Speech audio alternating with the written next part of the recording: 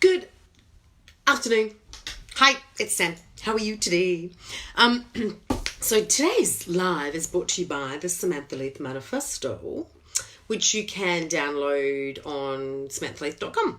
You can download it. If you ask me really nicely, I'll give you a real one. You could do what I've done in my office, which is, where is it? Have a huge one on the wall. I think you can see that. It's my kind of rules for life. And so every week or so, I go through one of my little manifesto rules for life. And today, because of some stuff that's happened and things that I've noticed around me and in conversations with people and in conversations with clients, is I wanted to talk about my line where I say, beware the dream stealers. Now, these are not those funky dream catchers that swing in your bedroom and catch your dreams as you have them and take off the scary ones and keep the good ones. These are the people in your life, and can be you as well, I'll get into that when you talk to them or express your dreams, your goals, your visions, that kind of thing to them, they'll quite often, come back at you with something quite negative or shaming, or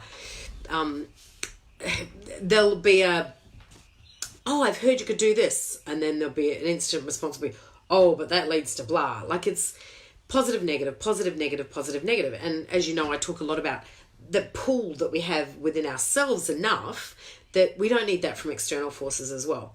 So dream stealers can be coming from a really good place. Okay, they can genuinely, I'll give you an example. When I was younger, my parents would always say to me, they'd encourage me to sing, absolutely, and they'd wait for me for hours outside rehearsals, or they'd drive me to Timbuktu to do shows, and my mum I'd be lying. I remember lying on the dining room table with soup bowls on my boobs as she sewed in feathers into a costume. Like, they were very, very encouraging. But on the flip side, they constantly would say to me, but it's a really hard profession. Very few people make it in the singing industry. Most people that become really successful in the music industry get hooked on drugs, or they have terrible problems. They never have relationships. They never make good money. So you've got to have something sensible to fall back on. Concentrate on your studies. So there was this flip side. So they did it from a place of love, like absolute love. They wanted their best for their daughter. Now, what I did with that information and how I processed what they were communicating, well, that's my I've got to take responsibility for that. What I did with it, that's my jam. They were just expressing how they felt. And it was absolutely true to them that people in the entertainment industry suck and they don't make money. And the ones that do get really successful are snobby ass, egocentric maniacs, or hooked on drugs. So it was true to them. Then there's the dream stealers who are afraid that if you become successful, you might leave them behind. You're not as important to them. You don't value them as much. You are going to, all of a sudden, you're going to get that amazing book deal and you're going to end up living in a villa in Tuscany writing cookbooks. Yep, I don't know why that came to me, but that came to me.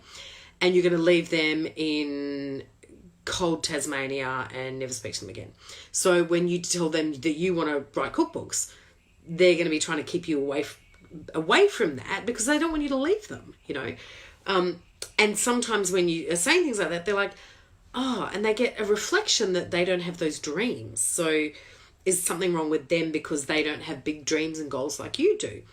And that can be really confronting for people. So they'll try and drag you down, okay?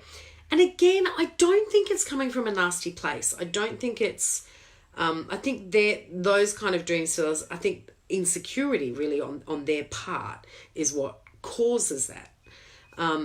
So I think, and then there's narcissistic sons of bitches who are trying to hold you back and make sure you don't succeed. So hopefully in the talks we've done about boundaries and other things, you're going to spend less time and less energy with those narcissistic crazy MFs, and that's not going to be, or you're just going to set up better boundaries.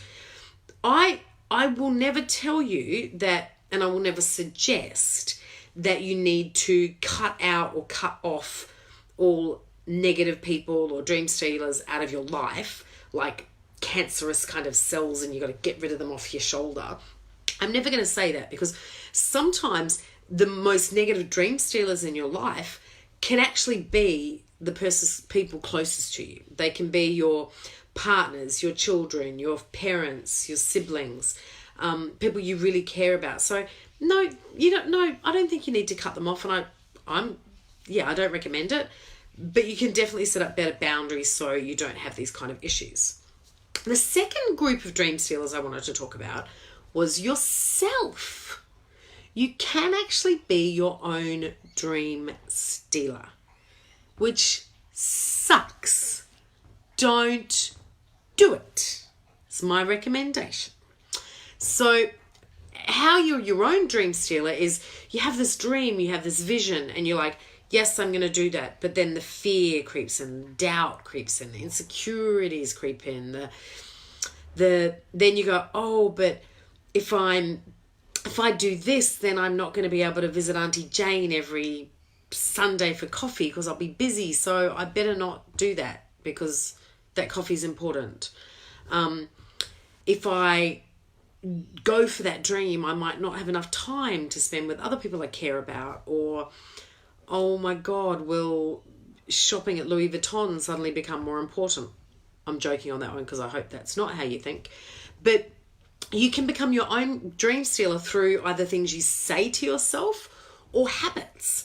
Procrastination is a dream stealing tool. Other things like chasing a bright, shiny object is a procrastination tool. Is a dream stealing tool that you use on yourself. And it's not healthy. It's not going to achieve anything. Stop that shit, okay? So a couple of tips. I wanted to do 4 tips. I could probably come up with 5, but we'll go with 4 tips on beware of the dream stealers. So first one is either don't share if you think someone has a history of, or they're definitely going to be a dream stealer, or be careful with what you share. So say your dream is to be on the cover of Forbes magazine. Not my dream, by the way. You want to be on the cover of Forbes magazine. That's all you want. You might not, if someone in your life is a bit of a dream stealer, you might not say to them that you want to be on the cover of Forbes magazine. You might taper it and say you want to get more PR. You'd like to be on the cover of a magazine. Not, you know what I mean? Or you might want more media appearances. So you just might edit it a little bit so there's less that they can slap out of you, okay? That's one thing. The other one is share what you like. They're going to go, blah, blah, blah, blah, blah, whether it's from a caring place or whatever place it's coming from, and you just learn to tune it out. You learn to not listen, and that's, again, a boundary thing. Boundaries are a big thing. They really are, people. Like, we've got to get good with the boundaries. But learn to not actually listening to what's going on around you when it's something that's really important to you. You need to learn that anyway. That's a really important one. A third way to help deal with this dream stealers is just working on your confidence. The more confident you are and the more cemented you are in your dreams and your visions and your goals, the less any of that is going to influence you at all. Like, you're not going to need to try and tune the voices out. You won't hear the voices.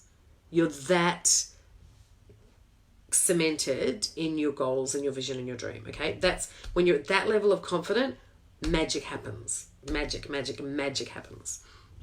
Fourth way I would suggest to help with dream stealers is get a coach. Like, get someone that is on your team and wants to see you succeed. Now, I'm not necessarily talking a life coach or a business coach. Whatever it is you're doing, if your goal is to be a weightlifting, one of those bodybuilder type models, you know, when they do the sculpting model things, random for me, you get a coach to help you with that. You'd have a fitness coach, you'd have a nutrition coach, you'd have probably a coach that helped you with your spray tan. what the level of glistening is. And I'm not degrading that at all, so please don't think I am. That just randomly came to me because it's not something I'm interested in, so I don't know the terminology. But if you want to be a musician, you get a instrument coach, you might get a vocal coach. If you want to be a speaker, you get a speaking coach, you might get a accountability coach, a business coach, a money coach. There's coaches for everything. And when you have a coach that's in your corner, they're part of their job is to not steal your dreams. Part of their job is also, like, if your dream is ridiculously out of the park and for where you are now, because don't forget, I believe we are all limitless and no dream is impossible, but it might be improbable for where you are now. So they're not necessarily stealing your dream. They might just be bringing you into line of what you need to be looking at for right now, where you are in life. But it's their job to be that for you and be that support for you and that guide in those dreams. So they're my 4 tips for bewaring the dream stealers. As I said, it's on my manifesto, which you can grab from SamanthaLeith.com. Best site to be on. Oh, that rhymes. Rhymes so funny. So have a great night. I will keep doing these. You might not need the one buy good shoes and handbags, but, that goes without saying. Bye.